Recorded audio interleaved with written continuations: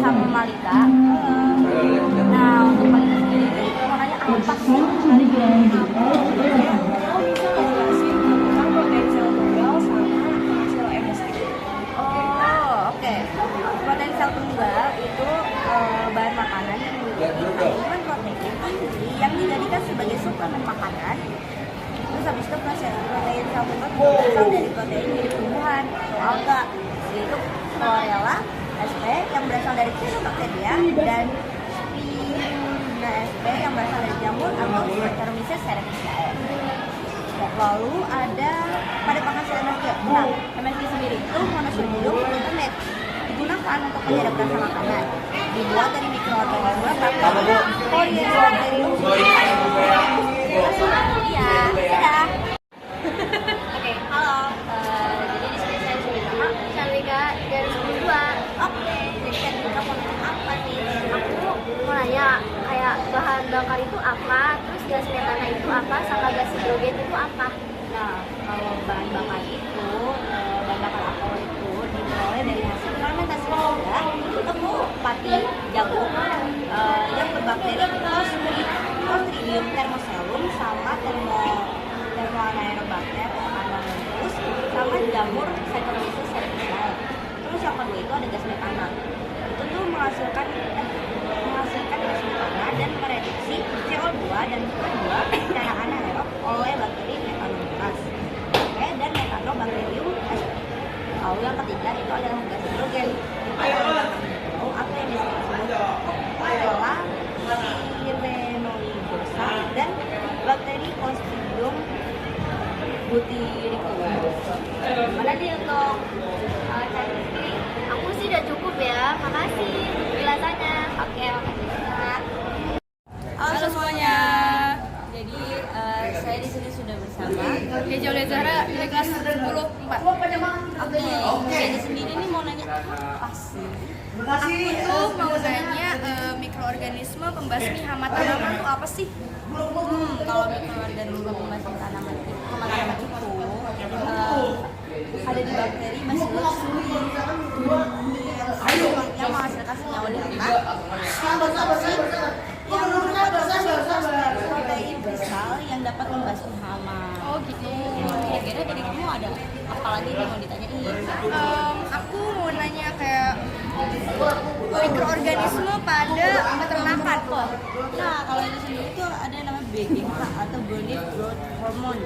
Nah, itu dihasilkan dari bakteri yang mampu merangsang pertumbuhan hewan ternak sehingga daging dan susu meningkat. Oh gitu. Terus aku mau yang satu lagi nih. Aku mau nanya mikroorganisme pengolahan limbah. Oke, aku jelasin ya. Jadi mikroorganisme pengolahan limbah itu ada di biomedia. Jadi, proses pembersihan polutan menjadi poluan. Nah, pengolahan limbah organik limbah air. Terus ada juga pengolahan limbah dengan sistem input aktif. Nah, pengolahan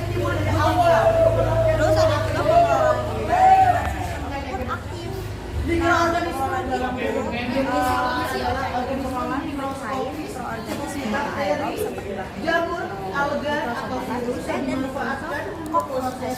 Oh gitu. Wah sangat membantu nih jawaban dari Dere. Oke, Makasih. ya. Halo semuanya, jadi di wawancara kali ini aku sudah sama Florence dari kelas 10-10. Oke, untuk Florence sendiri ini apa sih bangetnya dari biologi yang mikroorganismenya? Aku ini masih belum ngerti yang mikroorganisme penghasil enzim. Oke, jadi aku udah lanjut semuanya berarti nih. Oke. Jadi mikroorganisme penghasil enzim itu banyak jenisnya. Pertama itu ada jenis dari jenis Aspergillus niger yang menghasilkan enzim amilase, selulase, lipase, sama pektinase. Kegunaannya juga bermacam-macam nih. Ada untuk pembuatan bir yang digunakan untuk menggunakan biji-bijian seperti bubur. Terus habis itu dimakan sendiri bisa jadi pengentalan cairan kopi, di pengolahan susu sendiri dia bisa produksi cita rasa tubuhnya. Lalu di ampun dan sari buah itu bisa membantu penguraian. Nah, selanjutnya ada jenis mikroorganisme Aspergillus oryzae. Nah, enzimnya sendiri itu ada protease sinilase.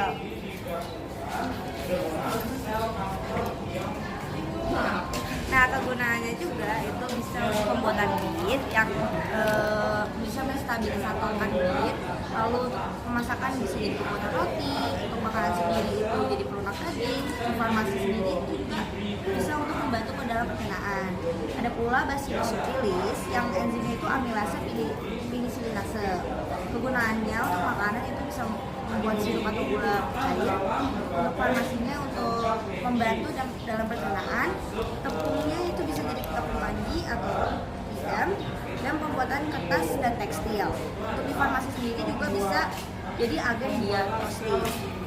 Selanjutnya itu ada Levonostok mesenteroides. Nah, enzim itu sukrase. Kegunaannya itu untuk farmasi, yaitu dextrans atau pengganti plasma darah. Lalu ada Saccharomyces fragilis. Nah, itu enzim itu laktase.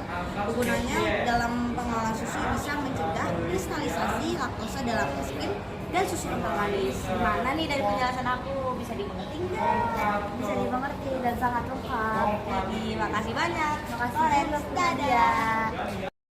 Halo semuanya, jadi di wawancara kali ini aku bersama. Halo semuanya, aku adalah dari kelas 10-4.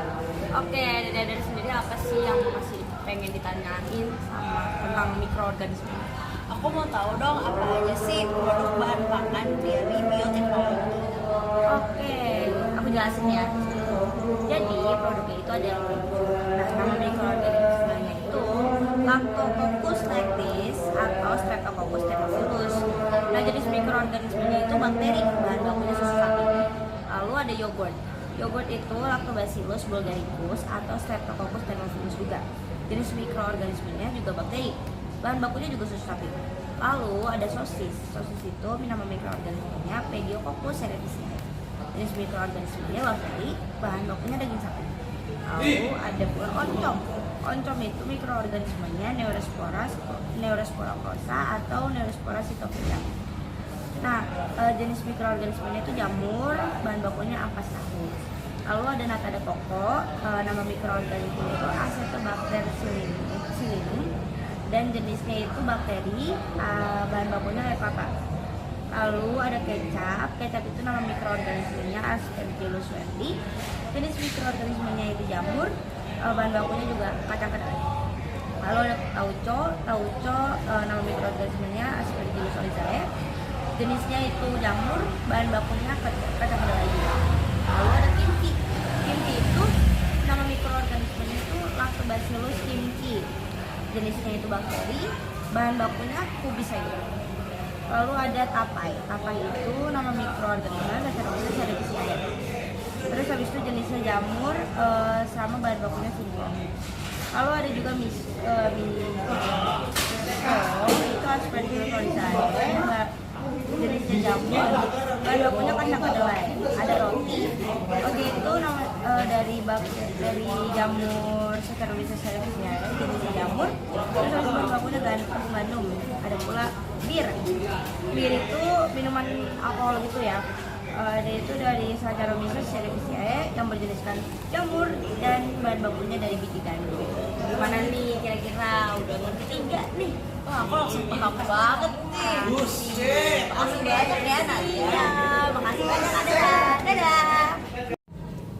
Halo semuanya, jadi kita bersama Safa dari kelas 10-6. Oke, jadi Safa sendiri nih apa sih yang belum ngerti tentang mikroorganisme? Nih aku nggak ngerti sama mikroorganisme di bioteknologi itu kayak apa sih? Oh, kalau itu gampang banget. Biar aku jelasin ya. Jadi, mikroorganisme dalam bioteknologi adalah organisme mikroskopis seperti bakteri, jamur, alga, atau virus yang dimanfaatkan untuk proses atau produk bioteknologi. Di mana mikroorganisme juga memiliki peran yang sangat besar dalam bioteknologi dan memberikan kontribusi penting dalam berbagai sektor kehidupan manusia. Mikroorganisme seperti bakteri, jamur, dan mikroalga tidak hanya terlibat dalam proses alami, tetapi juga digunakan untuk mengembangkan produk-produk yang sangat bermanfaat seperti enzim, vitamin, obat-obatan, energi terbarukan, dan sebagai pembasmi hama tanaman. Oke, Selanjutnya ada lagi nggak sih namanya? Aku bingung tuh penggunaan mikroorganisme di hidroponik itu lebih apa sih? Oke, jadi itu banyak banget ya. Jadi aku sebutin 4 aja ya. Bisa untuk jadi penghasil enzim dan vitamin, lalu jadi penghasil obat, penghasil energi, dan juga pembasmi hama tanaman. Kira-kira sudah cukup belum nih? Cukup dong. Oke, makasih banyak ya Safa, dadah. Halo semuanya, jadi di wawancara kali ini aku bersama Saskia dari kelas 8. Oke, Saskia sendiri nih belum ngerti apa sih di mikroorganisme. Aku kayaknya belum sedikit paham ya sama yang namanya mikroorganisme penghasil obat. Oke, biar aku jelasin ya. Jadi mikroorganisme penghasil obat itu sangat berperan penting dalam produksi obat-obatan melalui proses bioteknologi. Beberapa mikroorganisme dapat menghasilkan senyawa bioaktif yang digunakan untuk pembuatan antibiotik, vaksin, dan terapi lainnya. Berikut adalah penjelasannya ya. Jadi aku sebutin bakterinya nggak apa-apa? Nggak apa-apa. Nggak apa-apa. Jadi ada bakteri penghasil antibiotik namanya Streptomyces griseus. Nah, ciri-cirinya itu bakteri termasuk dalam genus Streptomyces, bakteri gram positif yang membentuk spora. Lalu ada fungsi dan produknya. Untuk produknya sendiri itu ada produk streptomycin. Terus fungsinya itu streptomycin itu fungsinya itu menghambat sintetis protein dalam bakteri sehingga menghambat pertumbuhannya. Lalu ada lagi nih Bacillus subtilis. Ciri-cirinya itu merupakan bakteri gram positif yang membentuk spora dan banyak digunakan dalam produksi antibiotik. Lalu ada juga fungsi dan produknya. Produknya itu sendiri ada basitrasin, antibiotik yang digunakan untuk mengobati infeksi luka. Fungsinya sendiri itu basitrasin untuk menghambat sintesis dinding sel bakteri yang mengakibatkan kematian tadi. Lalu ada tuh namanya Penicillium notatum. Fungsi ciri-cirinya itu ditemuin oleh Alexander ini apa namanya, jamur ya. Oke. Jamur yang ditemuin oleh Alexander Fleming yang merupakan sumber utama dari penicillin. Jamur ini tumbuh di lingkungan lembab. Fungsi dan produknya itu pertama fungsinya itu menghambat pembentukan dinding sel bakteri dan menyebabkan bakteri tidak dapat bertahan hidup. Kira-kira udah ngerti belum nih? Lumayan sih ya, makasih ya penjelasannya. Oke, bye bye. Makasih banyak ya.